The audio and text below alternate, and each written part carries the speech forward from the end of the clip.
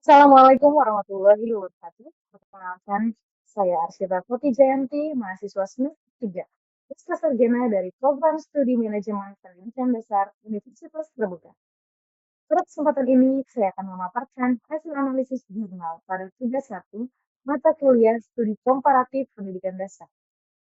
Fokus kajian saya mencakup 3 isu utama, yaitu isu sosial politik dan sosial budaya, pendidikan berwawasan multikultural, dan teknologi informasi komunikasi dalam pendidikan dasar.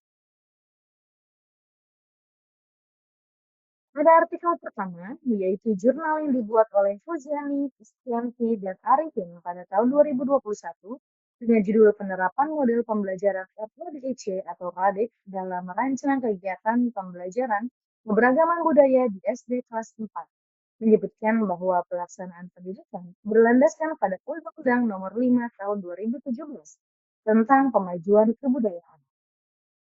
Undang-undang ini menegaskan peran negara dalam melindungi, mengembangkan, dan memanfaatkan kebudayaan nasional. Pendidikan dasar menjadi wahana penting bagi pembentukan karakter kebangsaan dan penguatan identitas nasional. Apabila kita membicarakan tentang globalisasi, maka kita ketahui bersama bahwa arus budaya asing sering mempengaruhi pola pikir dan perilaku siswa. Oleh karena itu, penting sekali menanamkan pendidikan karakter dan literasi budaya sejak dini, agar peserta didik mampu menghargai keberagaman serta tidak terjebak pada sikap etnosentrisme. Model pembelajaran random, yaitu read, answer, discuss, explain, and prove yang digunakan dalam penelitian ini berarti mampu meningkatkan kemampuan berpikir tingkat tinggi siswa, serta menumbuhkan sikap toleransi dan semangat gotong royong di sekolah dasar. Di SDN Pulau Gebang 08, keberagaman budaya tampak jelas. Di antaranya ada siswa dari latar belakang Betawi, Jawa, Sunda, hingga pendatang luar dari daerah. Tantangan yang muncul adalah kecenderungan siswa yang bergaul berdasarkan kesamaan budaya. Sekolah pun menanggapi hal ini dengan mengadakan pekan budaya sekolah dan pembelajaran tematik indahnya kebersamaan. Melalui model RADE, siswa membaca cerita budaya, berdiskusi, lalu menciptakan karya seperti poster atau video keberagaman. Dampak yang dapat saya rasakan adalah siswa menjadi lebih terbuka, menghargai perbedaan, serta meningkatkan minat bacanya terhadap literasi budaya lokal. Kita lanjut ke artikel yang kedua. Jurnal ini dibuat oleh Rianti dan Novita-Seri pada tahun 2021 dengan judul Pendidikan Multikultural Berbasis Kearifan Lokal bagi Siswa Sekolah Dasar. Artikel ini menyoroti strategi integrasi nilai-nilai multikultural dalam kurikulum sekolah. Pemahaman multikultural disisipkan di berbagai mata pelajaran seperti bahasa Indonesia, IPAS, dan seni budaya serta agama. Penerapannya berbasis kearifan lokal, dapat berupa pembelajaran budaya Betawi seperti ondel-ondel, tari sirih kuning, dan makanan khas. Dalam proses belajarnya, menggunakan metode diskusi, mendongeng, observasi, dan proyek budaya daerah dengan melibatkan masyarakat setempat. Namun, tantangan yang dihadapi guru ialah kurangnya dukungan, terbatasnya media pembelajaran, dan pengaruh budaya asing yang sering lebih diminati siswa. Pendidikan multikultural di SDN Pulau Gebang 08 diwujudkan melalui kegiatan Pekan Budaya Sekolah dan Gerakan Literasi Sekolah atau GLS. Guru dan siswa memperkenalkan budaya lokal Jakarta seperti lenong, pantun Betawi, dan lagu daerah.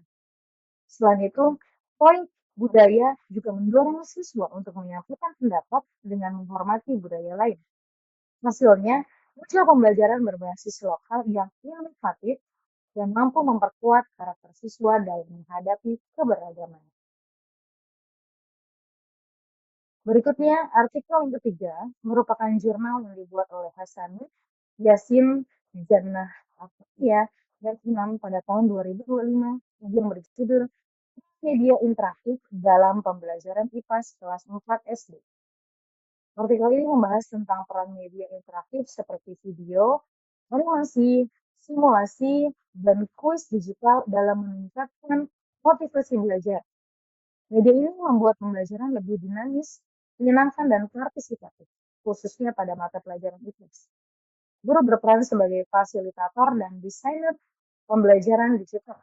Untuk guru perlu memiliki kompetensi TTEK atau teknologi, pedagogi, dan content knowledge agar dapat mengintegrasikan teknologi secara efektif.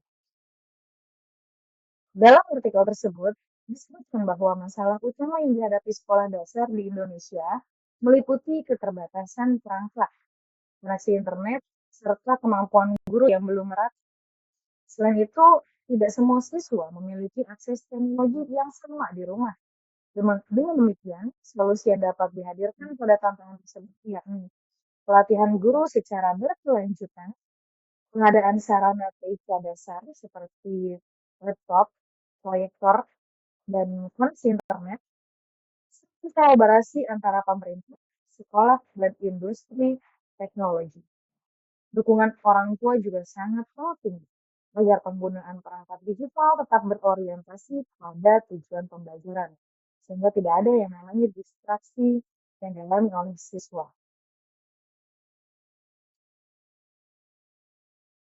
Hmm. Pemanfaatan teknologi di SDN Pulau Gebang 08 berupa pembelajaran berbasis TIK, yakni guru menggunakan aplikasi Canva untuk pembuatan LKPD, YouTube sebagai media video edukatif, serta platform interaktif seperti Quizzes, Kahoot, dan Google Form untuk evaluasi. Selain itu, ada juga permainan edukatif dari Wordwall dan EduCandy juga yang digunakan untuk memperkuat pemahaman konsep siswa. Dengan cara ini, siswa tidak hanya menjadi pengguna teknologi, tetapi juga pembelajar aktif yang kreatif dan kolaboratif. Terakhir, ada artikel keempat yang merupakan International Journal of STM Education yang diterbitkan pada tahun 2023.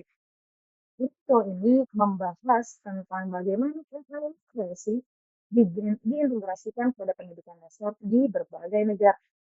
Penelitian ini menggunakan metode Systematic Literature Review dari 179 dokumen. Hasilnya menunjukkan dua pendekatan utama, yaitu learning experience dan theoretical perspective. Pendidikan AI tidak harus diajarkan secara terpisah, tetapi juga disisipkan pada pelajaran lain, seperti sains, sosial, atau bahasa melalui simulasi dan chatbot sederhana. Tantangan yang dihadapi adalah kesenjangan akses, kesiapan guru, dan belum adanya kurikulum nasional yang jelas untuk AI di K-12. Dari keempat artikel yang saya kaji, dapat disimpulkan bahwa penerapan pendidikan berbasis nilai kebangsaan, kearifan lokal, serta teknologi digital menjadi kunci untuk mencetak generasi muda yang berkarakter, toleran, dan adaptif terhadap perkembangan zaman. Sekian paparan dari saya. Terima kasih. Wassalamualaikum warahmatullahi wabarakatuh.